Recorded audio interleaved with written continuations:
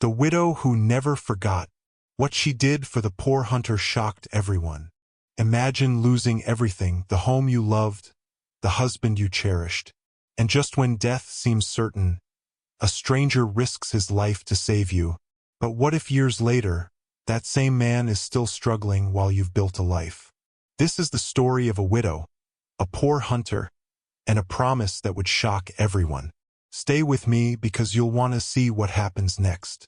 In the quiet village of Izayama, under the tall palm trees and red earth roads, lived a woman named Amara. She was known as the widow who carried sorrow in her eyes but strength in her hands. Her husband had died suddenly during the planting season, leaving her with 2 young children and a small mud hut to call home. Life became a heavy load, but Amara refused to let her children go hungry if she could help it. Every morning before the cock crowed, she tied her wrapper tightly around her waist, carried firewood on her head, and went to the market square to sell. Villagers would shake their heads when they saw her, whispering, "Ah, this woman day suffered too much." But Amara only smiled weakly, for she had no time for pity. Her children were her strength, and for them she was ready to fight with life itself. Yet, behind her bravery, nights were long and bitter. The cries of her children for food pierced her heart like sharp arrows. It seemed as if the gods had turned their faces away from her family. Still, she held on, not knowing that fate was already preparing a strange meeting that would change her story forever. When the sun set over Izayama and darkness wrapped the village, Amara's real battles began. The market was often unkind to her. Sometimes she returned with all her firewood unsold. On such nights, her mud hut was silent, except for the restless stomachs of her children. The clay pot sat on the fireplace, empty, as the children peeped into it with watery eyes. "Ma, are we not eating tonight?" her little boy would ask, his voice weak but hopeful. Amara's heart tore into pieces each time. She would smile, stroke his head, and whisper, "Tomorrow will be better, my son." But in truth, she had no answer. Many nights, she drank only water so that her children could share the last crumbs of Gary. The neighbors heard the cries through the thin mud walls, but few came to help. Some said, "She too proud, she no one beg." Others simply looked away, too busy with their own troubles. But Amara never complained. She carried her pain like a secret, and when everyone slept, she would kneel in the moonlight, praying, "O God of the widow, do not let my children die of hunger." Unknown to her, the answer to this prayer was already moving quietly in the shadows of the village. A poor hunter named Okoro. The night in Izayama was quiet, but inside Amara's hut there was no peace. Her 2 children tossed on the raffia mat, their small voices breaking the silence. "Mama, just small bread, please," the younger one whispered, his eyes shining with tears. Amara turned her face away so they would not see her own tears rolling down. She had nothing, not even a grain of rice, not even salt water to soothe them. She gathered both children into her arms, their thin bodies pressing against her chest. "Sleep, my children," she whispered softly. "Tomorrow, the sun will rise with better news." But her heart was heavy, because she herself did not believe her words. That night, as the wind whistled through the cracks of the hut, Amara prayed again. Somewhere in the forest, Okoro the hunter was also awake, staring at the stars, hungry but unaware his path would soon cross hers. Before the cock crowed, Amara tied her wrapper and lifted a heavy bundle of firewood onto her head. The road to the market was long, red dust rising with every step. Her children walked beside her, barefoot, carrying small calabashes of palm oil she hoped to sell. The sun had not yet risen, but her back was already wet with sweat. Each time she passed by the big houses of wealthier families, she felt the sting of her poverty. Still, she kept walking, whispering to herself, "God will not shame me." At the narrow bend of the road, she met other women carrying baskets of yam and cassava. Some greeted her with pity, others with mockery. This widow, every day she carry wood, yet nothing to show. Amara only smiled faintly and pressed forward. She did not know that danger was waiting for her on this same road, a night that would change everything. The forest path to the market was narrow, lined with tall bushes that whispered whenever the wind passed. Amara balanced her firewood carefully, her children walking close behind. But that evening, as the sun began to fall, the road grew darker, and the once familiar trees looked like giants watching in silence. Suddenly, Amara noticed movement. Dark shapes slipped between the trees, following quietly. Her heart began to beat fast. She held her children's hands tightly and whispered, "Walk quickly, don't look back." But the shadows drew closer, their footsteps echoing like drums in her chest. Then, from the corner of her eye, she saw 3 men step onto the path. Their eyes glowed with greed, their cutlasses catching the last light of the sun. Amara froze. Her children clung to her wrapper, trembling. The quiet forest had turned into a trap, and Amara knew danger had found them. The 3 men stepped forward, their laughter cold and sharp like broken glass. "Widow woman," one of them hissed, "drop that firewood and give us everything you carry." Amara's knees grew weak, but she pulled her children behind her, shielding them with her own body. "We have nothing," she pleaded. "Please, let us pass." But the bandits only sneered. One snatched the calabash of palm oil from her daughter's hand. Another raised his cutlass high, threatening. The children began to cry loudly, their voices filling the forest. Amara's heart pounded as she spread her arms wide. "If you want blood," she whispered, "take mine, but leave my children." The men closed in, circling like hungry wolves. Amara knew she was trapped. Her children clung tighter, shaking with fear. Just as the first bandit moved to strike, the sharp twang of a bowstring cut through the night air. Help had come, but from where? From the thick shadows of the forest, a voice roared, "Leave that woman alone!" The bandits turned sharply, their eyes wide. Out of the bush stepped Okoro, the poor hunter. His clothes were torn, his feet bare, and in his hand, he held a worn-out bow with one arrow stretched tight. Amara gasped in shock. Everyone in Izayama knew Okoro, the man who hunted rats and squirrels just to survive. Many laughed at him, saying he was cursed with poverty. But tonight, his eyes burned with fire. The bandits jeered. "Hunter, this is not your fight. Walk away if you value your life." But Okoro's hands did not shake. "If you touch her or those children, you will meet my arrow." For a moment, silence swallowed the forest. Then, like wild dogs, the bandits rushed toward him. Okoro released his arrow, and the battle for Amara's life had begun. The bandits roared as they charged, cutlasses flashing in the dim light. Okoro's first arrow flew like lightning, striking one man's shoulder. He screamed and dropped his weapon, stumbling back into the bushes. But 2 remained, their anger burning hotter. Okoro reached for another arrow, but his quiver was nearly empty. His life as a poor hunter had left him with little, just 3 arrows to face 3 armed men. Still, his spirit was stronger than his poverty. He shot the second arrow, grazing another bandit's arm. The man howled, rushing forward with fury. Amara clutched her children, praying loudly, "Oh God, save us!" Okoro stood his ground, gripping his last arrow. The bandits closed in, swinging their blades. One wrong move and it would all be over. But Okoro's eyes were sharp, his courage unshaken. Tonight, his bow was more than wood and string. It was the shield of the helpless. The forest echoed with shouts and heavy breaths. Okoro's last arrow flew straight, striking the ground between the 2 bandits and forcing them to pause. Their eyes flickered with fear, but anger kept them moving. With no arrows left, Okoro grabbed a thick branch from the ground and stood firm like a lion defending its pride. One bandit swung his cutlass, the blade grazing Okoro's arm, drawing blood. Pain seared through him, yet he did not fall. He pushed back with the branch, striking hard against the man's chest.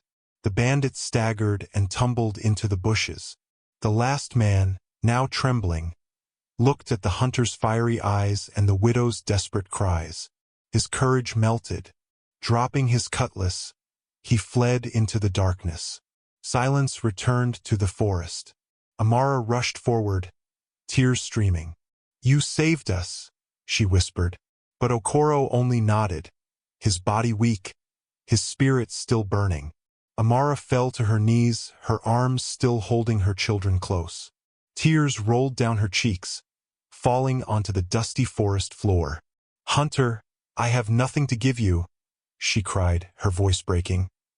"But tonight, you have saved my life and the lives of my children. This debt only God can repay." Koro, bleeding from his arm, shook his head.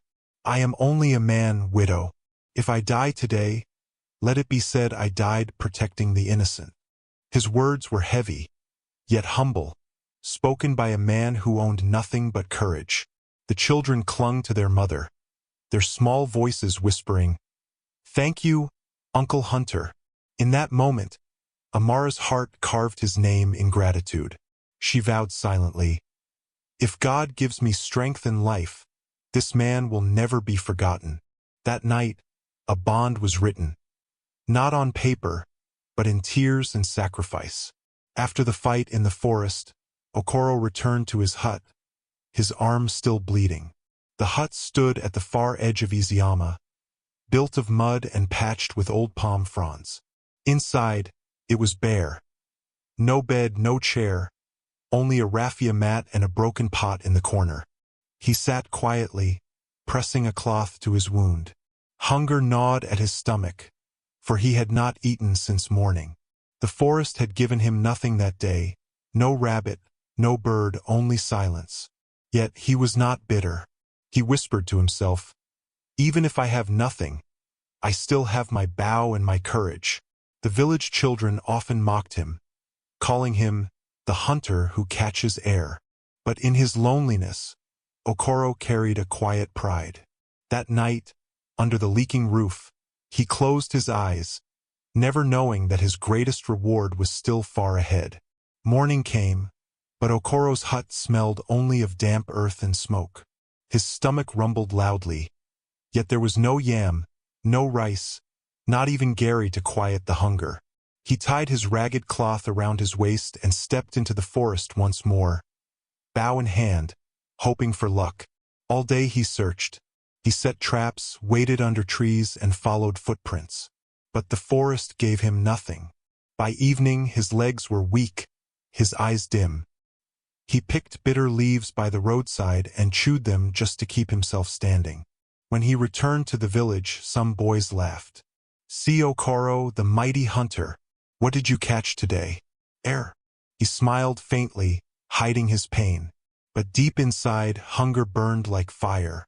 Still, he whispered to himself, "One day, the same people who laugh will know what my hands can do." Okoro walked through the busy market with his empty basket, hoping to trade the little firewood he had gathered. The smell of roasted yam and fried akara filled the air, making his hunger worse. He stopped near a group of women selling palm oil, their stalls bright with calabashes and baskets. "Good afternoon, mothers," he greeted politely.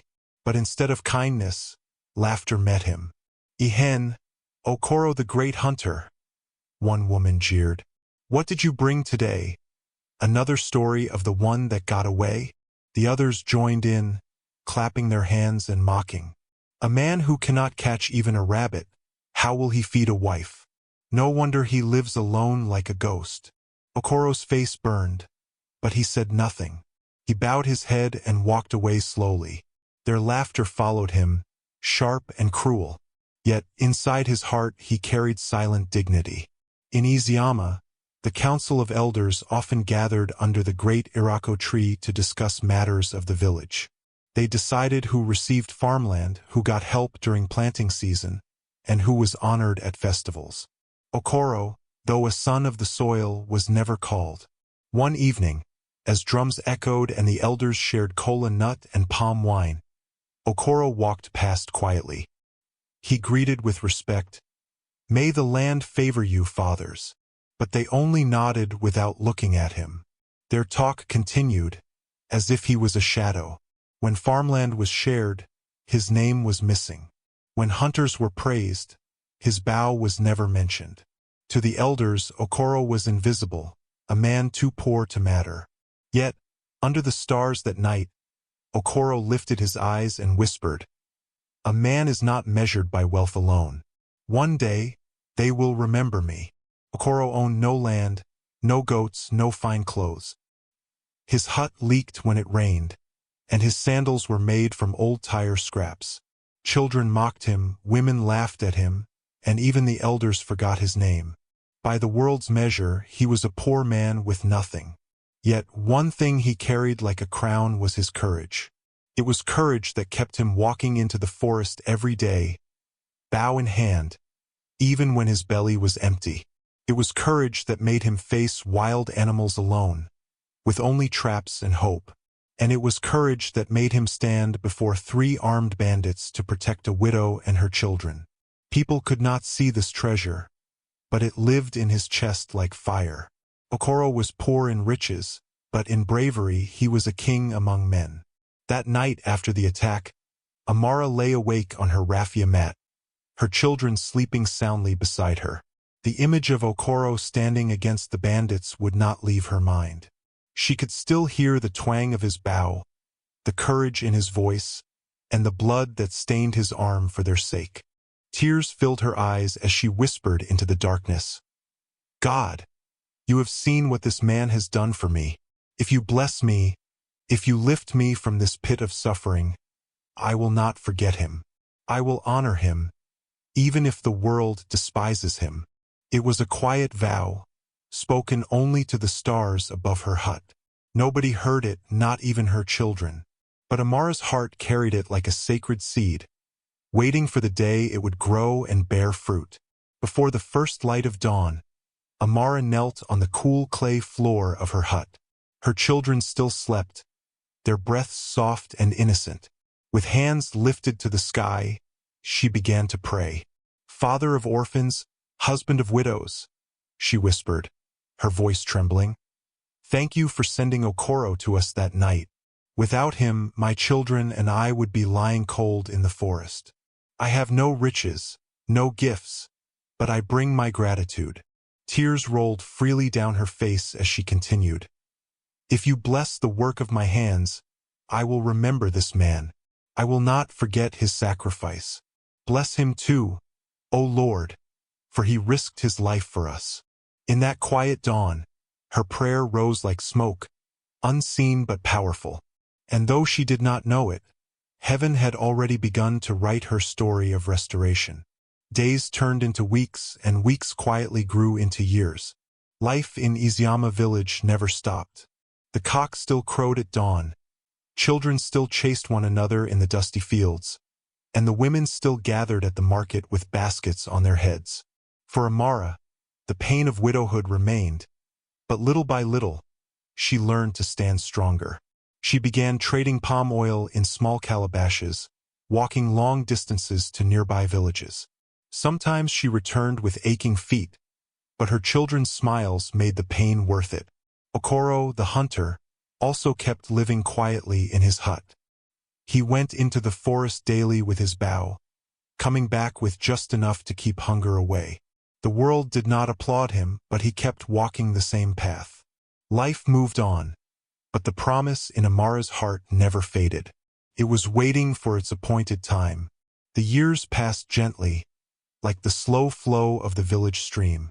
Amara's children, once weak and hungry, began to grow tall and strong. Their eyes carried hope, and their laughter returned to the little hut that once knew only silence and tears. Chima, her eldest, started helping in the market, learning the ways of trade from his mother. Ada, her daughter, carried water on her head and sang songs as she walked, her voice like the morning birds. Even little Obi, the youngest, began to dream of school, asking questions that made Amara smile. Though the struggle was still hard, Amara could see light ahead. Each child's progress was like a seed sprouting after a long drought. She whispered to herself, "My children will not remain in the dust. They will rise." Her heart believed, and her secret promise to Okoro remained strong. Okoro was no longer the strong hunter who once stood fearlessly before the bandits. Time had placed heavy hands upon his shoulders. His bow, once sharp and steady, now trembled in his grip. The forest that had always been his friend began to feel like an enemy, hiding prey too swift for his tired legs. Many days he returned to his lonely hut with an empty bag, his stomach groaning like thunderclouds. The market women laughed at him again, calling him the hunter of hunger. Yet Okoro said nothing. He only looked at his bow and sighed. Still, in his silence, his heart carried no bitterness. "If this is my path," he often muttered, "I will walk it with courage." But deep inside, he wondered if the world would ever remember the night he saved a widow and her children. Amara's life slowly began to change through one simple thing: palm oil. What started with a few calabashes sold at the dusty corner of the market grew into a small trade. Each morning, she rose before the cock's crow, tied her wrapper tightly, and carried her goods to villages near and far. The road was long, her feet often bruised, but Amara's spirit never gave up. She bargained with stubborn traders, endured mocking laughter, and carried heavy loads on her head under the burning sun. Yet with every coin she saved, her dream grew stronger. At night, she counted her earnings with her children beside her, their eyes wide with hope. "We will not die poor," she whispered. "With persistence, we will rise." Though many saw only a widow struggling with oil, Amara saw something greater, a future that her hard work was quietly building. Before palm oil filled her baskets, firewood filled her days. Amara would trek into the forest with an old cutlass, gathering sticks under the hot sun. Her hands grew rough, her back bent, but she never complained. That firewood fed her children when nothing else could. With time, she saved enough from those sales to buy more palm fruits. She pressed them, stored the oil, and carried it proudly to the market. Slowly, firewood turned to oil, and oil began to open doors. Neighbors started to notice the widow who once begged for leftovers was now standing firm. It wasn't fortune in gold or riches, but it was a fortune of dignity. Amara often said to her children, "Do not despise small beginnings. Even the tallest tree began as a tiny seed." And indeed, her little steps were preparing the ground for something greater. The market square of Izayama was more than just a place of trade. It was the heartbeat of the village. Only the strong and respected traders were given seats under the old Udala tree, where deals were made and voices carried weight. For years, Amara sold her palm oil at the dusty edges, squatting on the bare ground as others looked down on her. But one bright market day, her story shifted. The elders noticed her consistency, her honesty in trade, and the growing demand for her oil. A stool was placed for her in the inner circle of traders. It was a small seat, but to Amara, it felt like a throne. As she sat there, her children smiled with pride. The widow who once begged for crumbs now had a voice in the market. Her persistence had carved her a place of honor. In Izayama, the council of elders did not often notice widows. A widow's voice was usually like smoke in the wind, seen for a moment, then gone. But Amara's name began to echo in the council hut. Her trade had grown, her honesty was unquestioned, and her children carried themselves with discipline and promise. One evening, as the council gathered under the moonlight, an elder spoke. "Have you seen how the widow Amara has built herself? Such a woman brings honor to this land." Heads nodded in agreement. Slowly, respect began to follow her wherever she went. When she passed the village square, even those who once mocked her now greeted her with warmth. Women asked for her advice, and young girls whispered, "I want to be like Amara." The once forgotten widow had become a woman of influence, proof that dignity grows where persistence waters it. The day Amara first counted 10 cowries tied together in a small cloth, she felt something stir in her spirit. It was not just money. It was the proof of her hard work. From firewood to palm oil, from shame to dignity, she had carved a path with her own hands. Soon, she was no longer just a trader. People began to come to her for oil in bulk, travelers, other market women, even chiefs who wanted her trusted product. Amara started keeping records, saving carefully, and planning her sales. The widow who once cried over empty pots was now thinking like a businesswoman. Her children watched with shining eyes, proud of their mother's wisdom. In her heart, Amara smiled and whispered, "This is only the beginning." A businesswoman had been born, not through riches, but through sweat, tears, and unshaken determination. Life did not suddenly become easy for Amara, even as her business grew.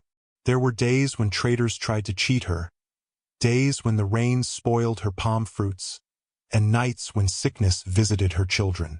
But through it all, she stood like a tree planted by the riverside, bent sometimes by the storm, but never uprooted. People began to call her the widow who refused to break. She worked with her bare hands, carried her burdens with dignity, and spoke with the wisdom of a woman who had seen sorrow but refused to bow to it. "Pain will not destroy me," she often said.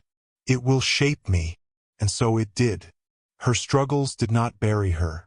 They became the very stones on which she built her new life. Her story whispered hope into the hearts of many who had already given up. Years rolled by like the turning seasons, and Amara's little ones were no longer children. Chima, Ada, and Obi had walked the dusty paths to school with worn sandals and borrowed books. Many times, Amara sold her last bottle of palm oil just to pay their fees. Her stomach empty but her heart full of determination. At last, the day came when they returned home clothed in knowledge. Chima spoke of business and numbers. Ada, with her graceful handwriting, dreamed of teaching. And Obi, now a fine young man, carried the wisdom of books that stretched far beyond their village. Neighbors looked in awe. "Are these not the children of the widow who once begged for yam peels?" they whispered. Amara's heart swelled with joy. Her sacrifice had not been in vain. She had planted with tears, but now she was harvesting with songs. Amara's story had already become a lesson whispered in corners of the market. If Amara can rise, then so can we. Women who once hid in shame began to walk taller, drawing courage from her journey. Soon, elders began inviting Amara to gatherings, not just as a trader but as a voice of wisdom. She spoke gently but firmly about widows who were being oppressed, about women who worked hard but were never respected, about mothers who gave their all for children yet received nothing in return. Her words carried power because they came from lived pain. She was not speaking theory, she was speaking truth. Women began to gather around her, seeking advice, finding hope. Men too started to respect her counsel. Amara, once voiceless, had become a strong voice for women, proving that dignity could grow even from the ashes of sorrow. It was market day, the air filled with the smell of roasted maize and the loud bargaining of traders. Amara sat proudly at her stall, her palm oil jars lined up like shining jewels. She was speaking with a customer when her eyes caught a figure at the edge of the crowd. Her heart skipped. The man's clothes were worn, his steps heavy, but the face was one she could never forget. Okoro, the hunter who once stood like a shield between her family and death. He was thinner now, his bow hanging weakly by his side. The market women still mocked him, laughing as he passed, just as they did years ago. Amara's throat tightened. Memories of that night in the forest flooded back. She had risen from the dust, but he was still walking in it. That day, her promise returned with fire. Amara could not hold back her steps. She left her stall and hurried after Okoro as he walked slowly down the market road. The dust rose with each tired step he took, and his shoulders sagged under the weight of years. "Okoro!" she called, her voice shaking. He turned, surprise written on his weathered face. For a moment, the noise of the market faded. They stood there, eyes locked, remembering a night long ago when arrows clashed against swords and courage saved lives. Amara's eyes filled with tears. "You gave me life when death was near," she whispered, "and now I see you like this." Her words broke, and her tears fell freely onto the dusty road. Okoro smiled faintly, trying to hide his own pain. "Do not cry for me, Amara. A hunter walks his path alone." But her heart said otherwise. As Amara walked closer, her eyes fell on the state of Okoro's clothes. His wrapper was torn in many places, patched clumsily with old fabric. His shirt, once white, had faded into a dull brown, the threads hanging like cobwebs. His sandals were nothing but worn leather, tied together with rope. The sight broke her heart. This was the same man who once stood boldly against bandits, risking his life to save hers. But now, the world had left him to fade in silence, dressed in rags. People passing by glanced at him with pity. Some even laughed under their breath. Okoro, however, walked with quiet dignity. His eyes still carried a glimmer of strength, though his body told another story. Amara clenched her hands. That night's vow burned afresh in her heart. The time had come for her promise to turn into action. As Amara watched Okoro disappear slowly down the dusty road, her mind became a river overflowing with memories. She saw again the forest path, the bandits' cruel laughter, the glint of their swords. She heard her children's terrified cries and felt the cold grip of fear choking her. Then, like lightning, she remembered Okoro's arrows cutting through the night, his voice shouting courage, his body shielding hers. She saw the blood on his arm, the fierce way he stood until the danger passed. Without him, she and her children would have been lost forever. Tears rolled freely down her cheeks. "How can the world forget such a man?" she whispered. In that moment, her vow was no longer just words. It became a fire. Amara knew she could not rest until she lifted Okoro from the shadows into the light he deserved. That evening, Amara gathered her children in their compound. The moonlight shone gently, and the night air carried the sound of distant drums. Her voice trembled as she spoke, but her eyes burned with fire. "You see that man, Okoro the hunter?" she began, her children leaning closer. "People laugh at him, they mock his rags, they call him poor. But let me tell you what many do not know. This man saved my life." Chima frowned. "Mama, what do you mean?" Amara's voice grew strong. "The night bandits came, it was his arrows that stood between us and death. He bled so we could live. If we are here today, it is because of Okoro's courage." Silence fell. The children's eyes widened with awe. Amara's hands clenched tightly. "The world may forget him," she said firmly, "but I will not. If you feel the power of this moment, hit like and keep watching. This is where the story changes forever." That night, long after her children had gone to sleep, Amara sat alone under the flickering flame of her oil lamp. The crickets sang in the dark, but her mind was far from rest. Okoro's tired face and ragged clothes haunted her. She remembered the vow she had made years ago, whispered through tears on her clay floor. "If God lifts me, I will not forget him." Her hands trembled as she pressed them together. "The time has come," she whispered. "I cannot enjoy comfort while the man who saved me still suffers." In that midnight silence, Amara made her decision. She would honor Okoro, not in secret but openly before the whole village. She would lift him high so that every mocking tongue would be silenced. Her heart found peace at last. The seed of gratitude was ready to blossom. Amara woke the next morning with fire in her spirit. She was not thinking of just giving Okoro food for the day or a wrapper for his back. No, her plan was bigger than that. Gratitude demanded more. She walked through her compound, measuring the space in her mind. She thought of land, a home strong enough to keep out the rains, and farmland that would feed Okoro until his last days. She thought of security, of honor, of dignity restored. "This man risked his life for me," she said to herself. "What I give must not be small." But Amara knew she could not do it alone. Her resources had grown, but this plan was larger than her purse. She needed the village to see, the world to know. Gratitude, she realized, was not just a gift. It was a story to be told. Amara knew her plan could not stay hidden. One evening, as the sun sank low and painted the sky with fire, she sent word around Izayama. Boys ran from compound to compound, carrying her message. "Come to the square tomorrow. The widow Amara has something to say."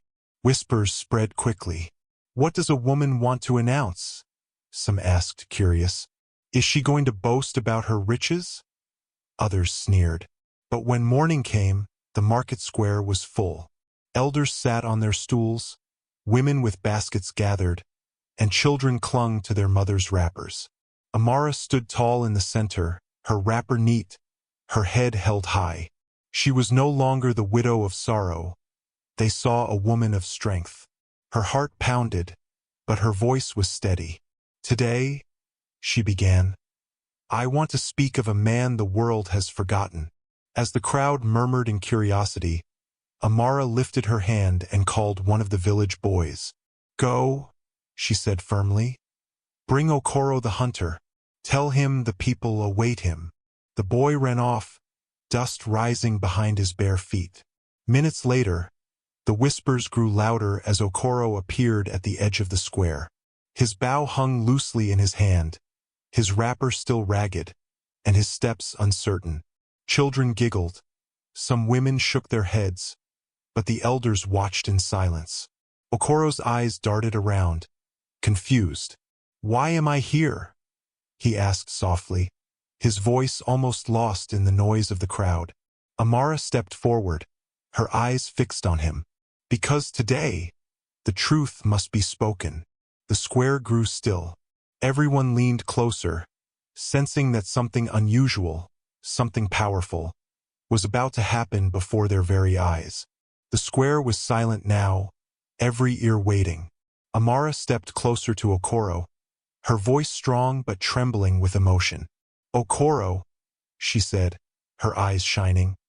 "Do you remember that night, many years ago, on the forest path?" Okoro's brow furrowed. His hands tightened on his old bow. Slowly he nodded. "I remember," he answered quietly. "Bandits, your children crying. I stood with my arrows until they fled." Gasps rose from the crowd. People who had mocked him stared in disbelief. Some covered their mouths, ashamed. Amara's voice grew louder. "Yes, this man saved me when death was only a breath away. He bled for my children. Without him, we would not be standing here today." Tears filled her eyes as she turned to the people. "You call him poor, you call him useless, but to me he is a hero." The square shook with murmurs. The crowd had never seen Amara so fierce, so full of fire. And when her words fell, silence followed like the weight of rain before a storm. Then, slowly, elders began to nod. Children whispered. Even the proud men lowered their eyes. Amara reached into her wrapper and drew out a small bundle wrapped in cloth. She placed it in Okoro's hands. When he opened it, his eyes widened, keys shining like hope. "This is not just a gift," Amara said softly. "It is a house, a place you will never again be called a wanderer. From today, you are not a man forgotten by the world. You are honored. You are remembered." Okoro's lips trembled. His calloused hands shook as tears rolled freely. For the first time in years, he felt the weight of shame lift from his shoulders. The square erupted in cheers. The market square shook with a sound no one expected. Not laughter, not quarrel, but tears. Men wept openly, their shoulders trembling. Women pressed their wrappers to their eyes, crying as if they carried Okoro's pain in their own hearts. Children clapped, their little voices chanting his name. It was not weakness that filled the air that day. It was strength. Strength of a people who finally saw justice. Strength of a village that remembered the man who once stood alone in the forest to fight death with nothing but a bow. Okoro stood frozen, the keys still in his hand, his tears mixing with the dust on his cheeks. For the first time in his life he felt truly seen. The thunder of the crowd's love was louder than any drum. In that moment, Izayama village was reborn. The tears of the people did not end in silence. They turned into a story for the world. Almost every young hand in the crowd lifted a phone high, recording the moment when Okoro held the keys to his new life. His torn shirt, his shaking hands, and Amara's proud smile, all captured in little glowing screens. Voices shouted, "Post it! Let the world see!" Within minutes, pictures and videos began to fly across WhatsApp groups, Facebook timelines, and TikTok feeds. The story of the poor hunter who once saved a widow, and now was being honored, spread faster than fire in dry grass. Okoro, who had never even touched a phone of his own, now stood as the face of a story too powerful to remain hidden. The world had begun to watch, and Izayama was no longer just a small village, it was a headline. By the next morning, the video of Okoro holding the keys had left the borders of Izayama. It was no longer just a village story, it was an African story.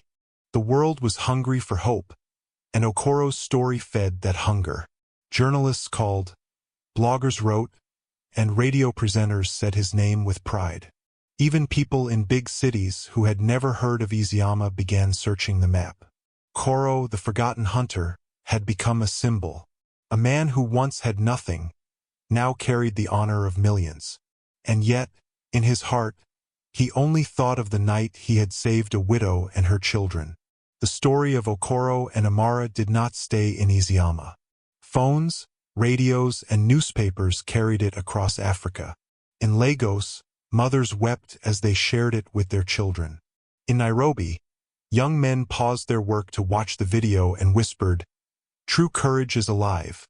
In Cape Town, widows lifted their hands in prayer, saying, "God sees those who sacrifice for others."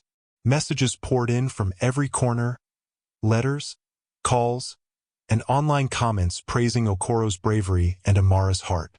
People sent gifts, offered help, and shared their own stories of gratitude. In every city, town, and village, hearts were touched. A man once forgotten, a widow once struggling, had become a beacon of hope. Their story reminded everyone. Heroism is not in wealth, but in courage, sacrifice, and love that refuses to forget. Izayama, small and quiet, suddenly felt like the center of the world.